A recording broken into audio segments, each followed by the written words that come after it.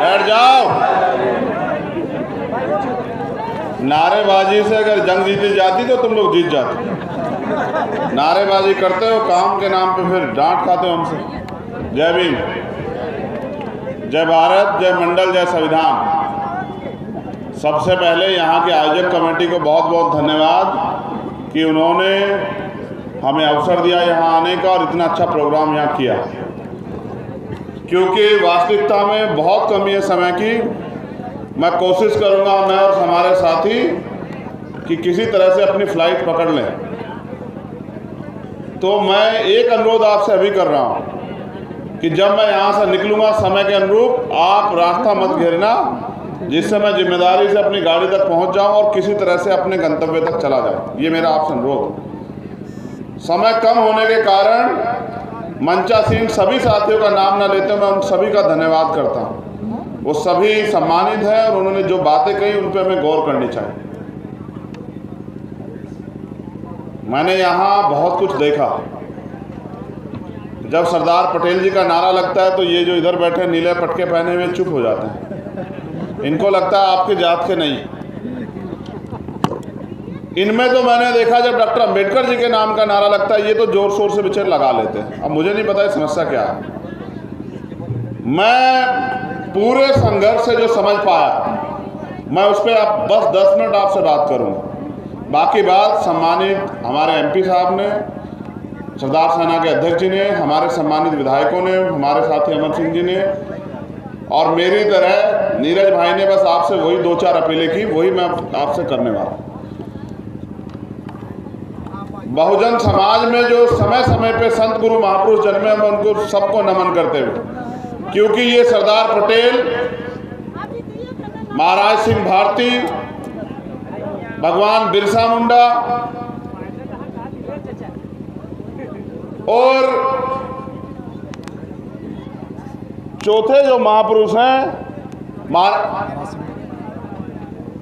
जिनका जयंती समारोह हम लोग मना रहे हैं,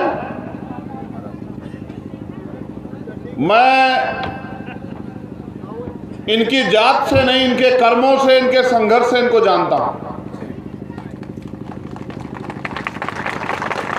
जात ना हमारे लोगों ने बनाई ना हमारे लिए बनाई। जो खुद को अंबेडकरवादी कहते हैं उनको समझना चाहिए कि बाबा साहब अंबेडकर का पूरा कॉन्सेप्ट एलिमिनेशन ऑफ कास्ट, जिसकी बात नीरज भाई ने की, जाति पाति तोड़क मंडल के जो अध्यक्ष थे संत राम बी.ए. प्रजापति जी, जब बाबा साहब उनके प्रोग्राम में विरोध के कारण नहीं बोल पाए तो उन्होंने अपनी एक किताब में लिखा, उस किताब का नाम है एलिमिनेशन ऑफ कास्ट, जाति का बीजनाश। हमारे महापुरुष हमें क्या बना के गए और हम क्या बन गए। मैं छोटे मोटे विवाद पे नहीं जाता। लड़ो, लड़ते रहो, लड़ना सीखो, लेकिन उनसे भी लड़ो जिन्होंने आपके अधिकार छीन रखे। उनके खिलाफ भी मोर्चा खोलो जिनकी वजह से आप बेबसी, गुलामी, लाचारी, बदहाली का जीवन जीने के लिए मजबूर हो। सरदार पटेल ने देश को जोड़ा और हम दिल नहीं जोड़ पा रहे हैं। हम उनको, उनके वंशज खुद को कहते हैं। बताइए, हम बाबा साहब अम्बेडकर के वंशज खुद को कहते हैं, अपने 4-4 बच्चे कुर्बान करके, और हमें इंसान का जीवन जी दे के गए। जो खुद इंसानियत को महत्ता देते थे, हम उनके अनुयायी या भक्त क्या है आप तय करो। मेरे पूरे संघर्ष को आज आपने प्रतापगढ़ में जीरो कर दिया। जब मैं आपको देखता हूं कि मैं रोज इस एकता के लिए लड़ता हूं, पूरे देश में जाता हूं, अन्याय अत्याचार खिलाफ झंडा बुलंद करता हूं, आपके सम्मान के लिए लड़ता हूं, आप उस सारे संघर्ष को आज मिट्टी में मिला दिया आपने प्रतापगढ़ में।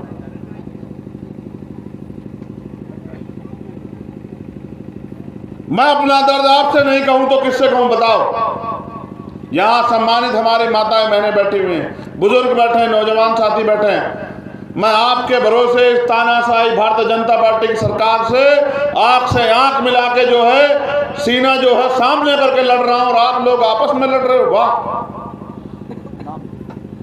फूलों की नहीं जूतों की माला भेंट कीजिए हम सब लोगों को, क्योंकि हम आपको एक करने के लिए लड़ रहे हैं और आप एक होना नहीं चाहते। आपकी एकता के लिए बाबा साहब अम्बेडकर कह के गए कि ये दलित पिछड़े वर्ग के लोग अगर एकजुट हो जाएं जो भाषण उनका लखनऊ में था, जिस व्यक्ति का नाम उन्होंने लिया,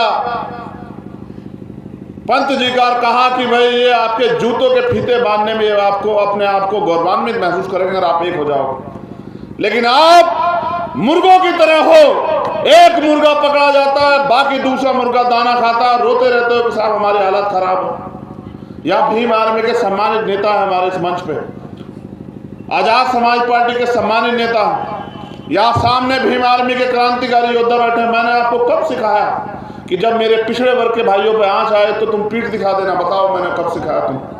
मैंने तो तुम्हें सिर्फ अगर सिखाया तो अन्याय अत्याचार के खिलाफ लड़ना, अगर सिखाया तो अपनों के लिए लड़ना, अगर सिखाया तो बहुजन समाज बनना। मैंने आपको कब जातियों में बैठने के लिए कहा? लेकिन अगर आप जातियों में बैठ के महापुरुषों का सम्मान करते हैं तो आप महापुरुषों के विचारों का कत्ल करते हैं और मेरे संघर्ष का कत्ल करते हैं। और जब आप मेरे संघर्ष का कत्ल करते हैं तो मुझे दुख कि मैं अपने लोगों को समझाने में कामयाब नहीं हो पा रहा। मैं खुद गया बिहार, जब बिहार में वो जो गठबंधन बन ही नहीं सकता था वो बना रहा काफी लंबे समय, जहां खींचतान होती रही, और जब वो गठबंधन टूटा और एक नेचुरल अलायंस बना, मैं खुद जो है मुख्यमंत्री जी को धन्यवाद देने के लिए गया और ये कह के आया उनसे कि आप मुख्यमंत्री जी आगे बढ़िए, हम आपको केंद्र की सत्ता पर ले जाकर स्थापित करेंगे, सरदार पटेल का, बाबा साहब अम्बेडकर का सपना पूरा करेंगे। और पूरे देश में हमारा संगठन है। और आप जानते हैं, तमाम लोग जो साथी मुझे देखते हैं, भीम आर्मी आजाद समाज पार्टी काम को देखते हैं कि हम यहाँ राजनीतिक विरासत अपने माथे पे सजाने के लिए, देश को बचाने, भारतीय संविधान को मजबूत बना के रखने, उसको लागू कराने की लड़ाई को लड़ रहे हैं। जिनका राज होता है वो जातिगत जनगणना के लिए सम्मेलन नहीं करते। इस देश में हमारा राज नहीं, वोट हमारी है। हमारे महापुरुष कह के गए कि वोट हमारा, राज तुम्हारा नहीं चलेगा, नहीं चलेगा। साहब काशी राम अपनी पूरी जिंदगी, महामना रामसूर वर्मा अपनी पूरी जिंदगी, पूरा अर्जक संघ, बाबू जगदेव प्रसाद कुशवाहा, प्यारेलाल यादव अपने जीवन की सारे जो है सुख सुविधा कुर्बान हमारे लिए करके गए। लेकिन अभी मुझे पटेल से लड़ना है, अभी मुझे कुर्मी से लड़ना है, अभी मुझे यादव से लड़ना है, अभी मुझे मौर्य साहब के कुशवाहा से लड़ना है। अरे जिनसे लड़ रहे हैं उनसे तो लड़ते नहीं हो। मुझे यहाँ पता लगा कि यहाँ अन्याय हुआ और मेरे प्रिय साथी अमर सिंह जी कह के भी गए कि ऐलान करके आ जाना। मैं हिंसा में भरोसा नहीं रखता, बड़ा संवैधानिक व्यक्ति हूँ। आज के हालात बहुत खराब हैं और इन हालात खराब में हमें एकजुट होकर इस लड़ाई को लड़ रहा है। वरना जब आने वाली पीढ़ियां गुलाम हो जाएंगी तो आपसे मुझसे सवाल पूछेंगी कि जब आप पढ़े लिखे थे, देश बर्बाद हो रहा, तो आप क्यों आपस में लड़ रहे थे। मैं अमर सिंह जी की बात को आगे बढ़ाते हुए कहना चाहता हूं, आर एस पटेल जी यहां बैठे हैं, कि इतिहास गवाह है, हमने पीठ दिखाना नहीं सीखा। अगर सामंतियों का दिमाग खराब हो तो लाइन खींच के मुकाबला कर ले, अगर औकात ना बता दी तो फिर बताना हम लोग। हम तो सिर्फ संविधान को मानते हैं, वरना हमारे लोगों पे, माताओं बहनों की तो दूर की बात है, अगर हमारे बुजुर्गों की पगड़ी के साथ भी कोई खिलवाड़ करने का काम करेगा तो छठी का दूध याद दिला देंगे। हम तो इसलिए चुप हैं क्योंकि बाबा साहब अम्बेडकर, तथागत बुद्ध और सरदार पटेल भी हमें इस देश को एकजुट बना के रखने के काम सिखा के गए। हम बिरसा मुंडा के भी वंशज हैं, हम महाराज सिंह भारती के भी वंशज हैं। और बिरसा मुंडा ने अपने हकों के अधिकारी के लिए एक और रास्ता अख्तियार किया था। मैं तो भारत की सरकार को भी कहता हूं कि इस देश से कमजोर वर्ग को इतना मत सताओ कि वो अपने पैरों पे उठ खड़ा हो। अगर वो अपने पैरों पे उठ खड़ा हुआ तो तुम्हारे इतने से लोगों की राजनीति को कटोरी में बंद करके जो है अपने मकान से भी बहुत दूर फेंक देगा। इसलिए मैं आपसे कह रहा हूं, ये प्रतापगढ़ की धरती है, बड़े पैमाने पे यहाँ बोला जाता है सामंतियों का गढ़ है। हमारे लोग अपनी ताकत नहीं पहचानते, गढ़ तो सारे हमारे हैं, कोई किसी का गढ़ नहीं है। लोकतंत्र है, ना तलवार ना भाला। अगर राज आता है तो वोट से आता है। मेरी आपसे शिकायत है, जो लोग यहाँ नौजवान बैठे हैं, बाबा साहब की बात करते हैं, आपका छोटा पेड़ है, उस छोटे पेड़ को खाद पानी की जरूरत है, सुरक्षा की जरूरत है। जी, अब इस छोटे पेड़ को खाद पानी सुरक्षा देके आप वृक्ष बनाओगे तभी तो फल और छांव मिलेंगे। आज इस छोटे पेड़ को आपकी जरूरत है कि आप इसके लिए दिन रात मेहनत करें और इन सामंतवादी, पूंजीपतिवादी, जो मनुवादी सरकारें यहाँ बैठी है, उनका मुंह तोड़ जवाब देने के लिए तैयार हो जाओ। क्या लगाना चाहते हो यहाँ? बाबा साहब का बोर्ड, सरदार पटेल साहब का बोर्ड, उनके विचारों पर मतलब चलना। जब सरदार पटेल और बाबा साहब अम्बेडकर एक दूसरे को समझते थे और एक दूसरे को आगे बढ़ाने के लिए कंधे से कंधा मिला के लड़ रहे थे, तो उनके वंशज यहाँ किस बात की लड़ाई लड़ रहे हैं? तमाशा मत बनाओ कि दो लोग तुम्हारा तमाशा देखें और मजाक बनाएं और हंसें और तालियां बजाएं कि देखो हमने इनको गुलाम बना के रखा और गुलाम आपस में लड़ रहे हैं। आपकी जिम्मेदारी ये है कि मिलके उनसे लड़ो जिन्होंने आपके अधिकार छीन रखे हैं। मैं आदरणीय एमपी साहब से वादा करता हूं कि आपको सर्वप्रथम, आपको और आपकी सरकार को ये बधाई कि आप जातिगत जनगणना करा रहे हैं बिहार में। ये बड़ा ऐतिहासिक कदम है और ये होना भी चाहिए। आपसे तो उम्मीद की जा सकती है, लेकिन मैं फिर आपसे कह रहा हूं कि आप इस आंदोलन को तैयार करके आवाज दो। भीम आर्मी का के कार्यकर्ता जो है, जातिगत जनगणना हो इस आंदोलन के लिए अपने प्राणों का बलिदान देने से भी पीछे नहीं हटेगा। मेरा ये वादा है आप लोगों को। ये लड़ाई इस देश में शोषितों को शासक बनाने की लड़ाई है और मेरे कंधों पे बड़ी जिम्मेदारी। आज मैं यहाँ अगर खड़ा हूं तो आप लोगों की देन है, लेकिन मैं आपसे पूछता हूं कि मुझसे क्या उम्मीद करते हो कि ये फाइलें मेरे हाथ में पकड़ाते रहो और मैं अधिकारियों को फोन करता रहूं? ये लोकतंत्र है, आपके हाथ में ताकत है। आपको तय करना है कि आपको आर.के. वर्मा चाहिए या वो सामंती चाहिए जो आपकी बहन बेटियों की तरफ गलत निगाह से देखना है। आपके फैसला ये आपको आज लेना पड़ेगा। किन के लिए तालियां बजाते हैं? 69,000 शिक्षक भर्ती होती है, 18,000 पद खा जाते हैं और तमाम नेता चुप रहते हैं। दलित पिछड़ों के अधिकार छिन जाते हैं। आज चिन्हित करके माइनॉरिटी के लोगों पे जो है बुलडोजर चलाया जाता है और सब लोग चुप है। जब तक आप निकम्मे नेताओं का साथ दोगे, जब तक आप जाति देख के साथ दोगे, तब तक मैं गारंटी से देता हूं कि ना बाबा साहब अम्बेडकर का सपना पूरा होगा, ना सरदार पटेल का सपना पूरा होगा। और अगर ये दो महापुरुषों को मानने वाले लोग एकजुट हो जाए तो मैं गारंटी देता हूं कि सिर्फ उत्तर प्रदेश का नहीं, भारत का भूगोल बदलेगा। मैं प्रयास करूंगा कि 2024 में संभव हो। मैं फिर एमपी साहब से कहता हूं कि कहिए, करें ऐलान, बिहार के आदरणीय मुख्यमंत्री, हम देंगे सामंतशाही सरकार को जवाब और भेजेंगे उनको दिल्ली। वो करें ऐलान, हम सब लोग उनका साथ देने के लिए साथ है। हाथ उठा के बताओ, साथ दोगे नहीं दोगे बताओ। उनके कार्यों की वजह से लोग उनसे बहुत प्यार करते हैं। मैं भी उनका दिल से सम्मान करता हूं। वो गलत पाले में थे तो उनके से विरोध भी दर्ज कराता, ये लोकतंत्र है।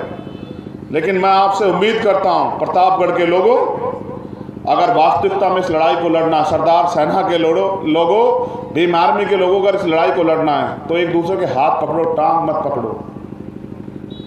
आपकी एकता ही हमें ताकतवर बना सकती है, वरना फिर एक मरेगा, दूसरा तमाशा देगा, फिर दूसरा मरेगा, तीसरा तमाशा देगा। ये खेल चलता रहेगा। आज बेरोजगारी, महंगाई, भ्रष्टाचार, तमाम सब चीजें जो है चल रही हैं, क्योंकि सब सत्ता के बदौलत।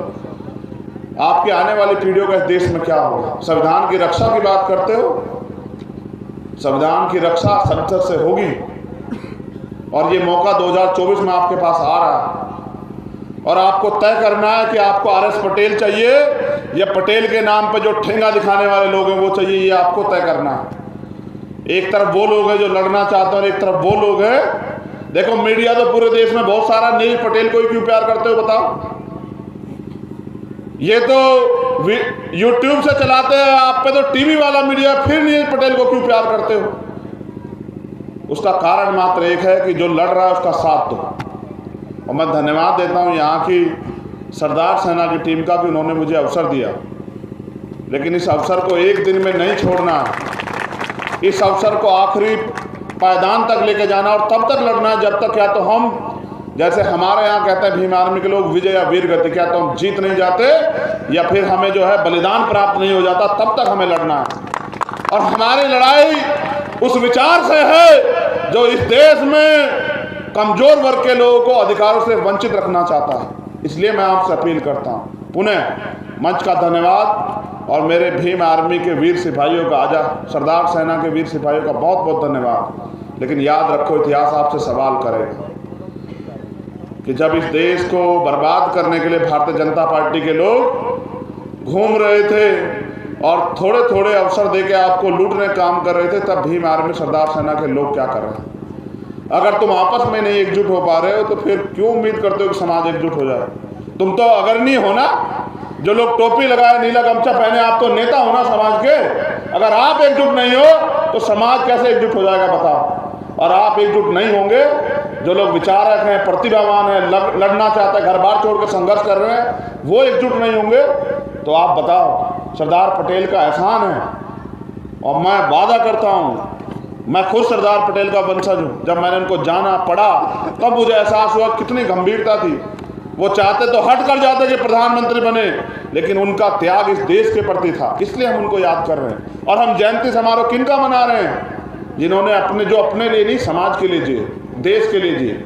आप अपने लिए जीने वालों को कौन याद रखता है बताओ? तो एहसान फरामोश समाज और व्यक्ति, देश पे कलंक होता है, समाज पे भी कलंक होता है। आप कलंक मत बनो। मैंने आपको लड़ना सिखाया, हर होने वाले अन्याय के खिलाफ लड़ो, और किसी भी बहन, कोई भी माँ, किसी भी जाति को उसका अपमान हो तो उसकी ढाल बन के लड़ो, ये आपकी ताकत है। यही सिखाया हमें बाबा साहब अम्बेडकर ने। तो बहुत बहुत धन्यवाद। क्योंकि मेरा समय हो गया, मैं निवेदन करूँगा ये वाला रास्ता खाली कर दो। देखो भाई, मैं सिपाही हूँ, मैं भाग के चला जाऊँगा, आप रास्ता खाली कर दो। मंचासीन सभी साथियों का धन्यवाद। जय भीम, जय भारत, जय मंडल, जय संविधान, जय सरदार। हमारी एकता जिंदाबाद, जिंदाबाद जिंदाबाद, बहुजन एकता जिंदाबाद, जिंदाबाद जिंदाबाद, बहुजन एकता जिंदाबाद, जिंदाबाद जिंदाबाद। मैं यहाँ आपसे कह रहा हूँ, एकजुट हो जाओ। ये मेरा पैर हिला रहा है कि फोटो खिंचवा दो।